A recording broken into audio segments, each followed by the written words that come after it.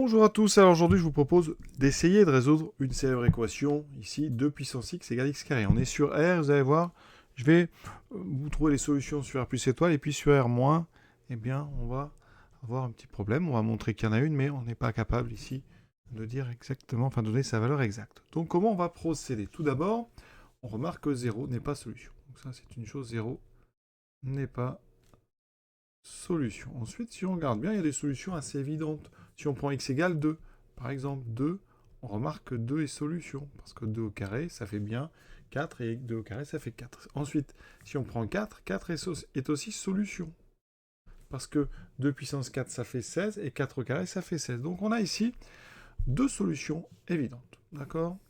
Donc déjà, ça va être intéressant. D'ailleurs, c'est déterminant finalement pour permettre de trouver toutes les solutions qui sont positives. Il y a deux solutions positives qui sont uniquement 2 et 4.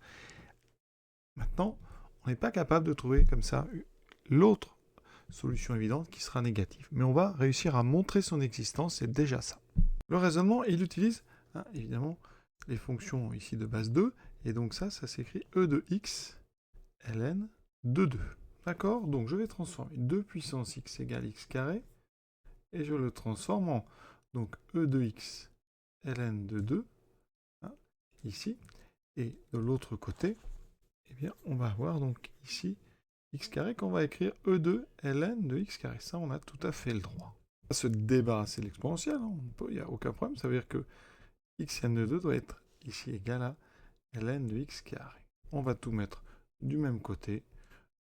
Donc ça veut dire qu'ici, donc x ln de 2 moins ln de x au carré doit faire 0. Et donc l'idée, eh bien, on va poser une fonction soit phi, définie donc ici sur R étoile, puisque ça ne peut pas avoir 0 ici, eh bien par donc phi de x égale x ln de 2 moins ln de x au carré. Et ça, on peut dériver sans aucun problème.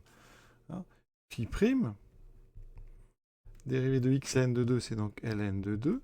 Dérivée de ln de x carré, c'est du ln de u, donc u prime sur u, j'ai donc 2x sur x carré. Je mets au même dénominateur, x carré. Ici, j'ai x carré ln de 2 moins 2x. Je factorise en haut par x. Et j'ai donc ici x ln de 2 moins 2 sur x carré. Et maintenant, on va faire le tableau de variation. Je rappelle qu'on cherche à résoudre phi de x égale 0. Donc la nécessité des tableaux de variation ici va apparaître assez vite. Donc j'ai besoin du signe de x ln de 2 moins 2. Donc je cherche quand est-ce que c'est positif. Ça fait x donc plus grand que 2 sur ln de 2. Donc je peux faire très vite le tableau. Donc j'ai x, signe de x, donc j'ai moins l'infini. Ici j'aurai 0. Je vais avoir aussi 2 sur ln de 2. Donc ça fait moins. Ici j'ai une colonne. Voilà. Là j'aurai xn de 2 moins 2 et donc phi prime. Ce qui me fait moins, plus, ici plus, plus. Donc plus, pardon ici, moins 0, plus. Donc les variations de phi en fonction donc de x, c'est donc croissant, décroissant, croissant. Alors regardez ces variations d'abord, je rappelle qu'on connaît deux solutions, c'est 2 et 4. Donc on va les retrouver. Alors ici, vous avez 2 qui est avant 2 sur n de 2, ça vaut 2,9 à peu près.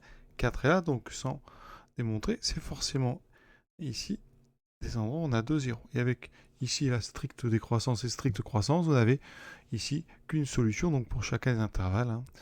Ici, quand on prend x positif. Alors, on a donc déjà deux solutions. De l'autre côté, alors on n'a pas la troisième, mais ce qu'on peut montrer, et là c'est là où je vous dis qu'on ne va pas vraiment résoudre cette équation, on va montrer qu'elle existe. La limite donc de cette fonction phi en moins l'infini. Alors phi c'est donc xn de 2 moins ln de x carré. Alors xn de 2, ça tend vers moins l'infini. ln de x carré, alors je vais vous montrer ça quand même un petit peu plus précisément. Ici, donc ça tend vers moins l'infini, quand x tend vers moins l'infini. Et x carré tend vers plus l'infini. Quand je prends le grade, ça fait plus l'infini. Comme il y a un moins, ça tend aussi vers moins l'infini. Donc la limite, ici, j'ai bien moins l'infini. Ensuite, la limite en 0. Ici, je vais faire ça avec d'autres flèches vertes. Là, ça tend vers 0 à cause du x. Là, j'ai ln de 0 plus, donc ça fera moins l'infini. Avec ce moins devant, ça fera plus l'infini. Eh bien, vous voyez, théorème de la bijection, sur l'intervalle moins l'infini 0 ouvert, eh bien la fonction phi est strictement croissante, elle est continue. Et donc, il y a une troisième solution à notre équation.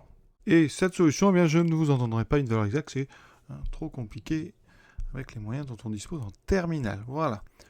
Alors, pour ceux que ça intéresse, on utilise ce qu'on appelle la fonction de Lambert, mais là on est sur des maths bien plus compliquées. Alors au final, donc exponentielle de x égale x2 a donc trois solutions réelles.